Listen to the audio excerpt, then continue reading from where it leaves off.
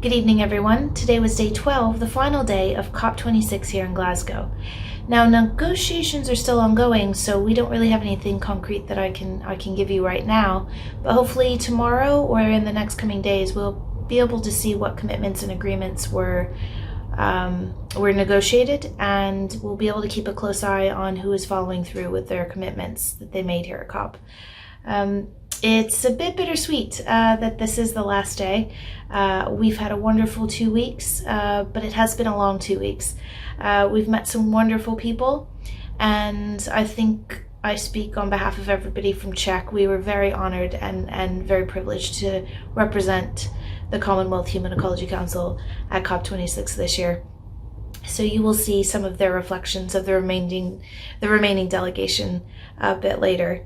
So I'll let you get to some of the wonderful people that we met today. You may see a few familiar faces as we got updates. And I hope that you will continue to follow CHEC on our social media, and we look forward to engaging with everybody that we met here, and new partnerships, new friendships. And we hope to see you soon at a future CHEC event. Thank you. Hello, I'm James West, Senior Policy Manager at Compassionate World Farming. We're a farm animal welfare charity, and our ultimate aim is to end factory farming. We're here at COP26 to talk about the issue that livestock farming and the consumption of meat and dairy plays in greenhouse gas emissions. Reports put greenhouse gas emissions from agriculture in the region of 15 to 30% of global emissions, and yet remarkably the COP conversation is not remotely discussing the issue that it plays.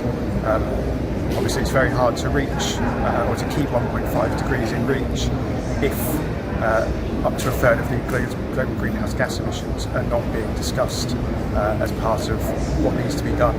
So we are calling for a global reduction in meat and dairy consumption in the region of 70%, particularly in the high consuming nations, which are predominantly North America, Europe, China. That would, and those animals that are still farmed, we're saying should be kept in pasture-based systems, free range, where they're fed on grass and other such naturally occurring greens. This would then mean that there was significantly less need to produce soya and grain, which generally speaking comes from deforested areas of land. So you'll be benefiting animal welfare by having higher welfare farming. You'll be benefiting the environment by there being fewer animals producing greenhouse gas emissions, and you'll also be benefiting the environment from reducing the amount of deforestation that occurs. All of that combined with other benefits around biodiversity, soil health, antibiotic resistance, future pandemics. So we hope that future COPs will look to consider the role that agriculture plays in the climate debate. My name is Rayan Kassem, and I'm the Regional Director for West Asia at a youth-led NGO called Youth for Nature. Other than that, I'm a youth leader within the Act for Food, Act for Change global campaign to change and to transform food systems. I came here as someone from Lebanon, from the Middle East and North Africa, in order to put food on the agenda at COP26. And during the talks, we've been demanding that since a third of greenhouse gas emissions are due to food systems, that food systems become part of the nationally determined contributions of all countries. And this is what we've been pushing for on these agendas.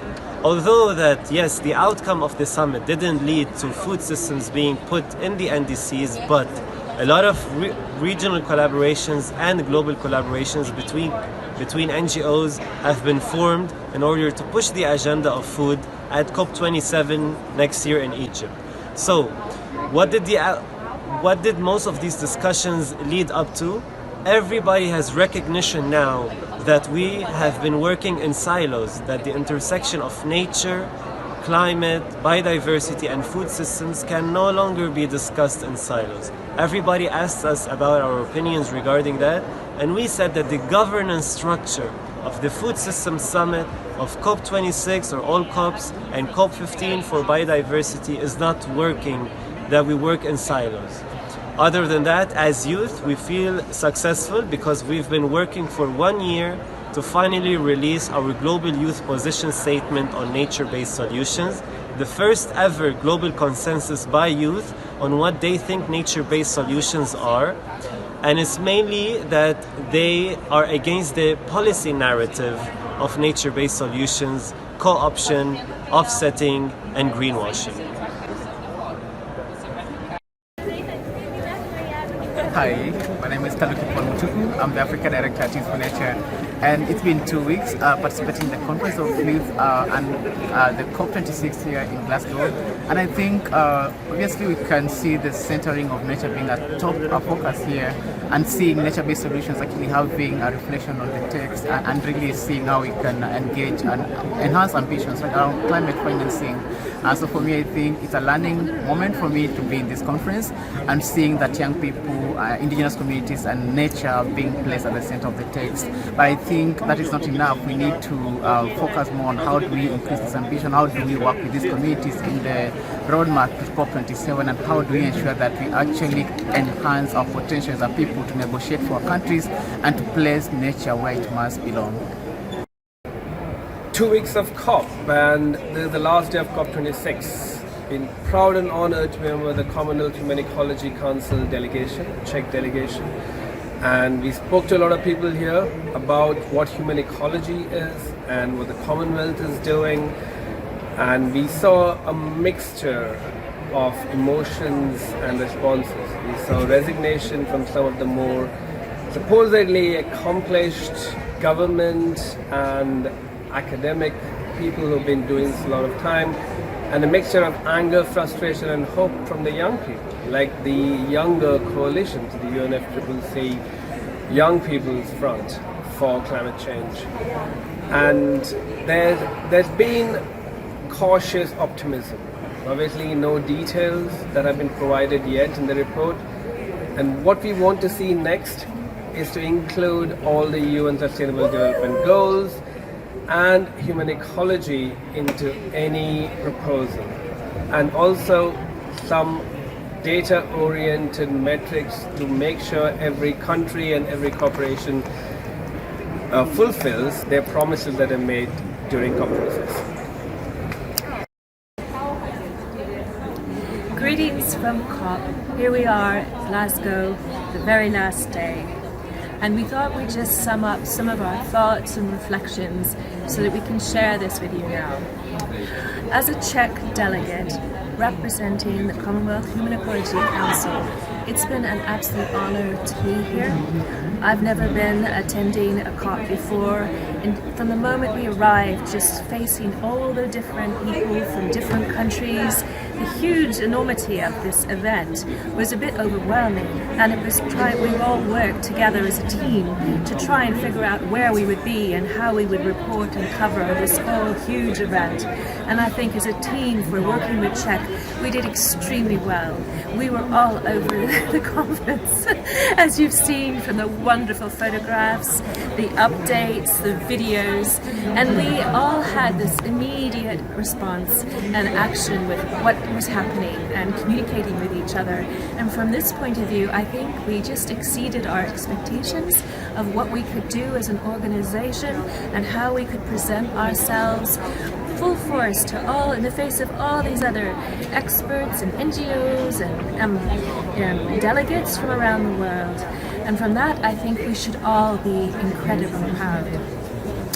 My own observations now. What the contrast of what we experienced, I think all of us were struggling with this challenge, is the wonderful energy of the people, the young people, the NGOs, the indigenous people, the scientists who were in the action zone explaining the science to anyone who would listen, hour after hour, day after day, the protests you might have seen, the beautiful presentation by the indigenous people doing their rituals, all of this humanity, so much culture, so much wisdom, and yet you then go into the negotiations and it all seems to disappear. You've got all the countries trying to reach consensus, and the ones that really are trying to stop this happening. The agreement, in many respects, on many aspects, seems to have gone backwards. And I think our effort now, all of us saw this happen. And to give you one example of this energy, just today I spoke with the young man who organized the whole Brazil Action Hub. It was stunning, beautiful. One talk after another about favelas, people-led work with climate change. This is what it was. They had brought all of these people, and they don't get any government funding. They have raised all that money for that pavilion from small NGOs that have worked together, for maybe a year, because these are expensive pavilions, and they put this on in hope that people will hear this wisdom of what needs to be done.